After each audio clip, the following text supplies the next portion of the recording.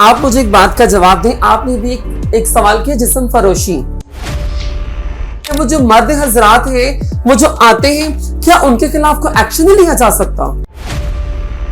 अगर हम देखें तो हमें कैसे पहचान होगी जो सिग्नल पे खड़ा हुआ है वो ओरिजिनल ख्वाजा सरा है या फिर 2 नंबर है। आजकल के लोगों ने मजाक बना चुका हुआ है ना इस चीज को। सिग्नल्स पे अक्सर मर्द खड़े होते हैं, मुझे ये समझ नहीं आती, जो देने वाले लोग हैं उन्हें नजर नहीं आता। ख्वाजा सरा के अंदर एक कॉन्सेप्ट है गुरु का। ये गुरु कोई डॉन है या मजबूर करता है ख्वाजा सरा के लोगों से मांग के उसको भरा जाए। ये हम पे डिपेंड है कि हमने कौन सा गुरु रखना है और कौन सा गुरु नहीं। मर्द और औरत के अलावा एक थर्ड जेंडर है जिसको ख्वाजा सरा कहा जाता है। ख्वाजा सरा का नाम आते ही जहनों में काफी सवालात जन्म लेते हैं। आज हमने जिस मेहमान को मदऊ किया है, इनका ताल्लुक भी इसी कम्युनिटी से है। इनका इसमें ग्रामी आयत है और बहुत अच्छी बात यह है कि वेल एजुकेटेड एंड ग्रेजुएट हैं। आयत, हम आपका शुक्रगुजार हैं कि आप हमारे प्रोग्राम में आए और वक्त दिया, और आप जॉब करते हैं। सबसे बड़ी बात यह है कि आप अपने हाथ से कमा के खाते हैं और अपने घर वालों को भी खिलाते हैं। आयत, किस उम्र के हिस्से में जाकर आपको महसूस हुआ कि आप ना मर्द हैं ना औरत हैं बल्कि एक थर्ड जेंडर हैं? स्टार्ट बेस तो ये है कि जब हम लोग बच्चे थे तो हमें बस घर में शौक था ये अम्मा का दुपट्टा लेकर और चूड़ियाँ पहनना और घर के काम शाम करना, औरतों की तरह रहना। तो मेरे ख्याल में कोई 11-12 साल की उम्र में जाके मुझे इस चीज़ का अंदाज़ा हुआ, जब मैं घर पे मोहल्ले में आने वाले जो ट्रांसजेंडर थे, जो मांगते थे शीमेल्स वगैरह, तो उनको देख के उनमें इंटरेस्ट होना शुरू हो जाना। फिर 10-12 साल की उम्र में जाके इस बात का होना कि हाय मैं भी ये हूँ, मैं इनकी तरफ बैठती हूँ, मुझे इनका आना बड़ा अच्छा लगता है, ये सब कुछ। तब जाके मुझे इस का अंदाज़ा हुआ। लेकिन जैसे ही वक्त के साथ गुजरते गुजरते, क्योंकि घर में थोड़ी सी सख्ती थी, अम्मा डांटती थी, तो इसीलिए वक्त के साथ साथ जैसे ही मैंने अपनी 8 और 9 क्लास में मैंने जब अपना वो स्टार्ट किया 9th, तो मैं इनमें बैठना शुरू हो गई, इनमें इंटरेस्टेड होना शुरू हो गई। इनके साथ साथ घर के डर से मैं कुछ टाइम रही कि नहीं यार, घर से अम्मा डांटेगी, अब्बा मारेंगे, इसलिए थोड़ा सा एहतियात गुजरते गुजरते साथ यहाँ तक पहुँच गई। किस उम्र में जाकर आपने बाकायदा जो है शीमेल होने का ऐलान किया और घर पता लगा कि आप शीमेल हैं? मैंने अपनी स्टडी कंप्लीट की, मैट्रिक में थी, तो मेरे एग्ज़ाम से तो बाबा का इंतकाल हो गया।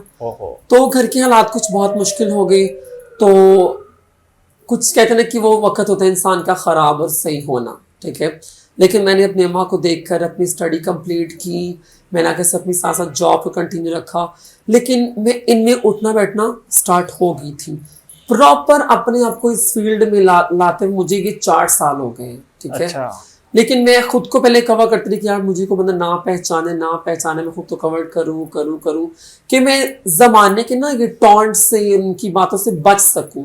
लेकिन शायद यहाँ की थी और यहीं आना था, क्योंकि जॉब करते हुए कभी अक्सर ड्यूटी में किसी लड़के ने बात कर देनी, रास्ते में जाते हुए है कौन है की एक वखरी मखलूक है, अदि सिम चेंज है, मतलब बहुत सी आवाज़ें इस तरह कसने वाले थे कि बहुत मुश्किल था। तो इस रूप में आपको देख के आपकी वालदा ने या भाई ने या फैमिली किसी मेंबर ने, बड़े ने कोई इतराज़ किया या लड़ाई की या मारा पीटा? मैं एक अच्छी फैमिली से बिलोंग करती हूँ अल्हम्दुलिल्लाह। तो मेरे भाई ने कहा कि नहीं, हमारे बाप की इज़्ज़त ख़राब कर रही है और हम इसको मतलब मार देंगे, ये कर देंगे, वो कर देंगे। लेकिन मेरे एक मामा हैं और मेरे मामू हैं जो कि ब्राज़ील में होते हैं, उन्होंने कहा कि आप उसको मार देंगे तो तब भी आपको सुकून नहीं आएगा। उस माँ का क्या कसूर है जिसने ये पैदा किया है, ठीक है। तो बेहतर है आप उसको देखो, उसको एक्सेप्ट करो।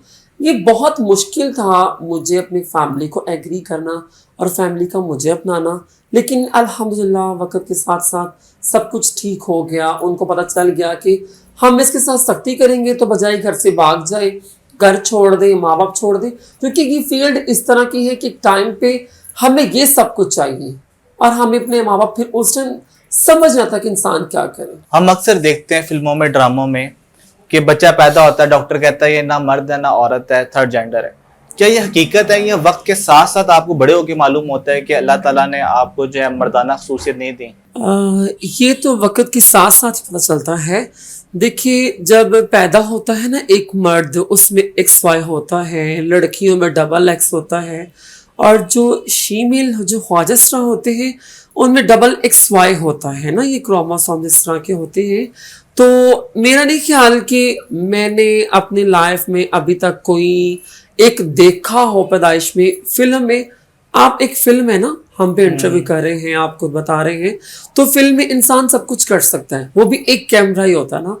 लाइव जो हकीकत है वो कुछ और ही होती है। इस्लाम में कॉन्सेप्ट है मर्द का या औरत का। अक्सर लोग कहते हैं ख्वाजा सरा का, तो इस्लाम में कॉन्सेप्ट ही कोई नहीं। आपकी बात ठीक है, लेकिन मेरे ख्याल में मुगलिया दौर में जब देखा जाए ना, तो दरबार पे ख्वाजा सरा दरबार की खिदमत क्या करते थे, वहाँ पे ड्यूटियाँ किया करते थे।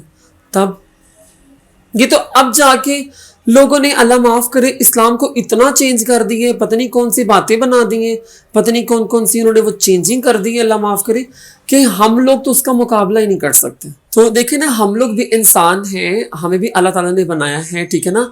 अगर हम में इस तरह की मतलब क्रोमोसोम्स हैं, तो इसमें हमारा कसूर तो नहीं है ना। मतलब देखा जाए तो फीमेल्स को ना कोई हक है, ना वो स्कूल जा सकता है, ना वो पढ़ने जा सकता है, ना वो मांग सकता है, ना वो फंक्शंस कर सकता है, वो कुछ भी नहीं कर सकता। उसकी लाइफ क्या है? ऐसे तो बहुत से फीमेल्स हैं और बहुत से बन गए हुए हैं, पता नहीं क्या है जिंदगी, क्या कर रही है, कुछ समझ में नहीं आ रहा। वैसे इनमें मिलावट होती है, जैसे कि कोई खुद से बन के खड़ा हो गया कि मैं फीमेल हूँ पैसे कमाने की खातिर। बहुत से आजकल ऐसे बने हुए हैं जिसके वजह से जो ओरिजिनल है वो भी खराब हुए पड़े हैं। सिग्नल्स के ऊपर अक्सर हम देखते हैं कि ख्वाजा सरा मांग रहे होते हैं। जब पुलिस वाले उनको पकड़ते हैं और वेरीफाई करते हैं तो वो मर्द निकलते हैं। कहा जाता है ख्वाजा सरा को देने से ऐसी दुआ मिलती है कि आप जो हैं रहमतों से बढ़ जाते हैं। तो लेकिन हम कैसे देखेंगे कि जो सिग्नल पे मांग रहा है वो ख्वाजा सरा है या फिर ऐसा बंदा है कि जो पैसे की खातिर अपने आप को मेकअप से रंग के खड़ा हो गया? आप देखिए, अल्हम्दुलिल्लाह मैं ग्रेजुएट हूँ, ठीक है, मैं जॉब भी करती थी। खैर, ये जो दुनिया की आवाज़ें कसना है और ये सब मामलात की वजह से हम लोग एक अलग सेक्टर बैठ गए, ठीक है। अब जो सिग्नल्स पे रिसेंटली एक वीडियो आई थी, जब पुलिस वालों ने पकड़ा, किसी ने अपनी बाजू खराब की हुई, किसी ने कुछ किया हुआ, किसी ने कुछ किया हुआ। ना हम लोग मर्दों में हैं, ना हम लोग औरतों में हैं, ठीक है। तो अगर आप इसको दुआ या बद्दुआ की बात करो ना, तो आप किसी का मजाक बनाओ तो वो बहुत बुरा है। शायद अगर हम लोग ना मर्द ना औरतों में आते हैं ना, तो हमारी दुआ बहुत अच्छी है, क्योंकि हम लोग अल्हम्दुलिल्लाह पाक कहलाए जाते हैं। ये मुगलिया दौर की बात है, वो अपने एक माइंड में बात रखते थे कि नहीं यार, ये लोग बहुत अच्छे हैं, इनकी बातें, इनकी दुआएं बड़ी लगती हैं, इसलिए हमें इनको देखना चाहिए, सोचना चाहिए। आजकल के लोगों ने मजाक बना चुका हुआ है ना इस चीज को। सिग्नल्स पे अक्सर मर्द खड़े होते हैं, उन्होंने अपना रूप चेंज, जिसको आप एक बहरूपिया कह सकते हैं, वो अपना रूप चेंज करके वहां पे खड़े हो जाते हैं, वो मांगते हैं। मुझे ये समझ नहीं आती, जो देने वाले लोग हैं उन्हें नजर नहीं आता। वहां पे तो औरतें भी खड़ी होती हैं, कई उन्होंने अपनी बाजू को बनाकर अपनी बाजू तोड़ने का बना बनाया होता है। तो सिग्नल्स पे खड़े मर्द हैं या वो फीमेल हैं, वो कौन है? मेरे ख्याल में जो फीमेल है वो इज्जत के साथ घर बैठ के खा सकता है, उसको जरूरत नहीं है। हम लोग मेहनत करके खा सकते हैं, लेकिन हमें ऐसी कोई अपॉर्चुनिटी तो मिले। हमारे लिए भी कोई जॉब, कोई ऐसा कोई सिस्टम होना चाहिए ना, कि सिर्फ हमारे लिए इस आवाजें ही रह गई हैं। हमें भी अगर कोई ऐसी जॉब मिले या ऐसा स्कूल मिले। ये रिसेंटली मैंने एक वीडियो देखी, वहां पे जी कोई पता नहीं चीमा है या चट्टा है, कौन है, उसने कोई अदारा बनाया हुआ ना, ठीक है। उसमें उन्होंने कोई फीमेल्स को कोई मतलब खाना बनाना सिखा दिया, ये वो सब कुछ ना। और वो मेरे ख्याल में मरियम नवाज से कुछ पेमेंट ले रहा है ना। अच्छा। पेमेंट लेके उसने वो अदारा बनाया हुआ है कि जी वो मतलब वो बंदों को खाने बनाने सिखा रहा है और स्कूल बनाया हुआ है और ये सब कुछ।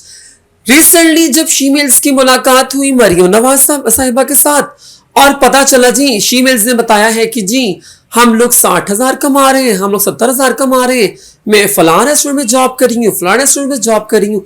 यार अगर वो ये सुन के उनकी बात पे एग्री करेंगे तो वो उन होटल्स में जाके क्यों नहीं कंफर्म करती? यानी कि फेक स्टोरी थी सारी। ये फेक स्टोरी बनाकर बयान कर दी गई और मुझे ये समझ थी कि उन शीमेल्स को क्या था बेनिफिट, क्या उन्होंने कहा जी वो इतने पैसे कमाते। एक मैंने खुद शीमेल देखा जो एक सिग्नल पे खड़े के वो कमा रहा है, वो रात को उठाई 3,000 2,000 500 600 700 वो लेकर अपने घर पे आ रहा है, वो अपना पेट पाल रहा है, अपने घर वालों को पीछे भेज रहा है, अपना किराया खाना पीना बिजली गैस का बिल सारे मामला पूरे कर रहा है। उसके बावजूद वो 70,000 अगर कमा रहा है, फिर उससे क्या जरूरत है सिग्नल पे खड़े होने की। अगर हम देखें तो हमें कैसे पहचान होगी जो सिग्नल पे खड़ा हुआ है वो ओरिजिनल ख्वाजा सरा है या फिर 2 नंबर है? देखिए ये तो अल्लाह ताला ने सूरतें बनाई हुई हैं, ठीक है। मैं भी आपके सामने हूं, मुझे तो बहुत से लोग कहते हैं कि आप तो शीमेल ही नहीं हो, आप तो लड़की हो। मुझे बहुत से शीमेल लोग इस तरह की बात करते हैं ना कि आप तो शीमेल ही नहीं हो। तो कहने का मकसद है कि मेरे ख्याल में जो शीमेल होता है ना वो शक्ल से लग जाता है, यानी कि शक्ल से पहचान लें कि मेकअप के बगैर ये लड़का है कि यहाँ पे फीमेल है। बिल्कुल। अब बहुत से मर्द जो सिग्नल्स पे खड़े होके मेकअप करके खुद को उन्होंने मांगने पे उन्हें होता है कि शायद ये बेरहम दिल लोग हैं तो इनको शायद देने से दुआ मिलती है, तो हम भी इस तरह के बन के यहाँ पे खड़े हो जाए। ये क्या है? अच्छा, ख्वाजा सरा के अंदर एक कॉन्सेप्ट है गुरु का। ये गुरु कोई डॉन है या मजबूर करता है ख्वाजा सरा के लोगों से मांग के उसको बढ़ा जाए, या वो एक बाप की तरह होता है? नहीं, ऐसा नहीं है। हमारे गुरु भी हैं, ठीक है। ये डिपेंड भी आप पे ही होता है, ये हम पे डिपेंड है कि हमने कौन सा गुरु रखना है और कौन सा गुरु नहीं। हकीकतन जो माँ बाप आपका अपना है वही होता है गुरु। एक ये कॉन्सेप्ट है कि गुरु आपके माँ बाप की तरह होता है, ठीक है। वो आपको अच्छे बुरे की पहचान करा देता है। अगर आप फील्ड में नए नए आए हैं तो अगर आप खुद ही इतने समझदार हैं तो फिर आपको क्या जरूरत है। वो कहते हैं ना कि एक पत्थर एक जगह पड़ा रहे तो उसका अपना एक वजन होता है, ठीक है। तो अगर आपने अपना गुरु रखना है तो आपने खुद सोचना है, समझना है ये कैसा है कैसा नहीं, ये मुझे अच्छे काम बताएगा, ये मुझे बुरे काम बताएगा, ये मुझे मांगने भेजेगा, ये मुझे फंक्शंस करवाएगा, ये मुझे इज्जत के साथ बिठाएगा, ये किस तरह। बहुत से गुरु गलत भी हैं जो चेलों खुद कहते हैं जाओ मांगो और घर आके हमें भी खिलाओ। गुरु रखने का मकसद ये तो नहीं होना चाहिए। तो गुरु की कमाई कैसे होगी अगर चेला देगा नहीं उसको? तो गुरु की कमाई गुरु खुद भी कर सकते हैं। मैं भी गुरु हूं, मेरे भी चेले हैं अल्हम्दुलिल्लाह। मेरे बहुत से चेले हैं, मेरे चेले कोई कहाँ है कोई कहाँ है कोई कहाँ है, वो अपना कमा रहे हैं क्योंकि अल्हम्दुलिल्लाह मैं सलामत हूँ। मेरी माशाल्लाह गुरु हैं, अल्लाह ताला उनको इज्जत तंदुरुस्ती दे सेहत दे, वो माशाल्लाह अपना कमा रही हैं। उन्होंने तो हमसे आज तक 10 रुपये भी नहीं मांगे। अगर फर्ज करें आप जॉब करती हैं और कमा रही हैं, लेकिन 100 में से मेरे 5% ऐसे ख्वाजा सरा होंगे जो जॉब करते हैं, बाकी जो 95% हैं वो मांग कर डांस कर इस तरह गुजारा करते हैं। तो अगर ये लोग इस तरह नहीं करेंगे तो गुरु की कमाई कहाँ से होगी?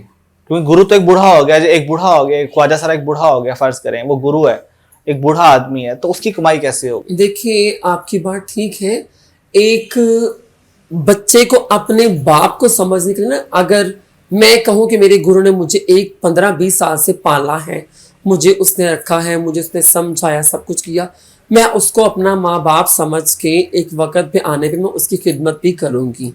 कि मुझे पता होगा जिस तरह मेरी घर माँ बैठी है, मेरा बाप बैठा है, इस तरह की मेरा गुरु है, मेरा माँ बाप है, मैं इसको क्लियर करूँ ना, मैं भी एक टाइम पे कर सकती हूँ। लेकिन अगर गुरु सलामत है, गुरु इस काबिल है और गुरु सिर्फ बच्चों की कमाइयों में बैठा हुआ, तब भी गलत है। गुरु सब कुछ कर सकता है। वो जो फिल्मों में दिखाते थे बच्चा पैदा होता है तो ख्वाजा सरा नाचने आते हैं, वो कहते हैं तो हमारा बच्चा है और उठा के ले जाते हैं, ये क्या वाकई प्रैक्टिकल होता है कि सब झूठ है? नहीं, ये झूठ है। ये जस्ट हमारे फील्ड को एक बदनाम करना सीखा हुआ है। आज तक मैंने कभी नहीं सुना कि कभी भी ख्वाजा सरा किसी के घर जाए कहे कि जी हमारा बच्चा हमें दे। नहीं। कोई जवान हो रहा है और वो इस तरह की हरकतें कर रहा है तो उसके अंदर कभी ऐसा हुआ कि कोई गे ग्रुप के यार ये हमारा बंदा माँ बाप से कि हमें दे दो ये? मैं आपसे बात करती हूँ, सॉरी आपकी बात काट रही हूँ। मेरी एक फ्रेंड है, वो सहेली मेरी बहन बनी हुई है, मेरी फ्रेंड है, उसका बेटा ना हमारी तरह हरकतें करता है ना, दुपट्टा लेता है, वो मतलब वो अपनी बातें बताता है, वो जिस तरह लड़कियां टिकटॉक बनाती हैं वो उस तरह की वीडियोस बनाता है, वो शेयर करता है। और मैं उससे मजाक में कहती हूँ, मैं कहती हूँ ऐसा साढ़ा ही बच्चा है, ऐसा साढ़े का आरियाना है, ठीक है। तो ये है कि अभी वो इस स्टेज पे है, हालांकि मेरी फ्रेंड उसको बहुत मारती है, मैं इसको ये कर दूंगी वो कर दूंगी, मैंने कहा ना साढ़े का आरियाना। क्योंकि मैं इस स्टेज से गुजर के आ चुकी हूँ, तो हम लोग उससे मजाक करते हैं। अब अगर मैं हूं इस तरह तो मैं कहूँ नहीं आ साडा ये साडे घर ये, नहीं, ऐसा गलत है। आप जबरदस्ती किसी को अपने पास नहीं रख सकते। जो चीजें अल्लाह पाक की तरफ से हराम कर दी गई हैं उनको जायज कहना क्या ठीक है? जैसे कि बुरा ना मानिएगा, ख्वाजा सराओं का नाम सुनते ही लोग समझते हैं जैसे जिस्म फरोशी का कोई अड्डा है। सॉरी, आपकी बात काट रही हूँ, आप मुझे एक बात का जवाब दें। आपने भी एक सवाल किया जिस्म फरोशी। जिस्म फरोशी के नाम से ख्वाजा सरा बहुत मशहूर है, शीमेल्स बहुत मशहूर है कि जी वो जिस्म फरोशी करते हैं, वो गलत काम करते हैं। अगर आप उनके लिए एक अच्छी आसाइश को पैदा कर दें, आप उनके लिए कुछ अच्छा करें, तो शायद वो जिस्म फरोशी भी ना करें। और वो जिनके साथ करते हैं, वो जो मर्द हजरात हैं, वो जो आते हैं, क्या उनके खिलाफ कोई एक्शन नहीं लिया जा सकता? एट द एंड शीमेल्स ही क्यों बुरे? आप दावा देते हैं ना उनको। हाँ ना, तो देखिए ना, आपने बात की जिस्म फरोशी के लिए, हम किसको बुलाते हैं अपने पास? बहुत से मर्द ख्वाजा सरा की मोहब्बत में इतने को पागल हुए पड़े, उन्हें पता ही नहीं होता हमने क्या करना और क्या नहीं करना। वो जो अपनी बीवियां छोड़ के, बचना छोड़ के ख्वाजा सरा के पास आते हैं, क्या उनके खिलाफ कोई एक्शन नहीं है? नहीं, होना तो चाहिए। ये तो बात बहुत गलत है। जो गलत है हराम आपके लिए, वो भी दूसरों के लिए भी हराम है। लेकिन कहा जाता है कि आप उनको मोटिवेट करते हैं इस तरफ बुलाने के लिए। नहीं, हम लोग किसी को मोटिवेट करते हैं, हम किसी को फोर्स करते हैं, हम उन्हें उनके घर से लेने के लिए जाते हैं? नहीं, ऐसा तो नहीं है ना। जो राइट बात है आप वो करें। जिस्म फरोशी की जब बात आई तो उसमें शीमेल्स गलत, कोई गलत काम आए शीमेल्स गलत। वो फंक्शन नहीं कर सकते, वो सिग्नल्स पे खड़े नहीं हो सकते, वो मोहल्ले में नहीं मांग सकते, वो जिस्म फरोशी करते हैं, वो गलत काम करते हैं, वो लोगों को गलत गाइड करते हैं। वो लोग जो हमारे पास आते हैं, जिनके पास जाते हैं, उनका दिमाग खराब है। नहीं, कहा जाता है कि आप ऐसा लिबास इस्तेमाल करते हैं कि जब नशे के अंदर लोग होते हैं तो वो उनको लगता है कि औरत है और वो आपकी तरफ मोटिवेट हो जाते हैं। आप लिबास की बात कर रहे हैं, यहाँ पर जो स्टेज एक्टर्स हैं, जो फिल्मी स्टार्स बने हुए हैं, वो किस तरह की ड्रेसिंग करते हैं? जो टीवी पे आते हैं, जो घर के बच्चे खराब करें, बच्चा जवान नहीं होता, वो देखते हैं ये क्या है, ये क्या है, ये क्या है, वो किसी को नजर नहीं आता।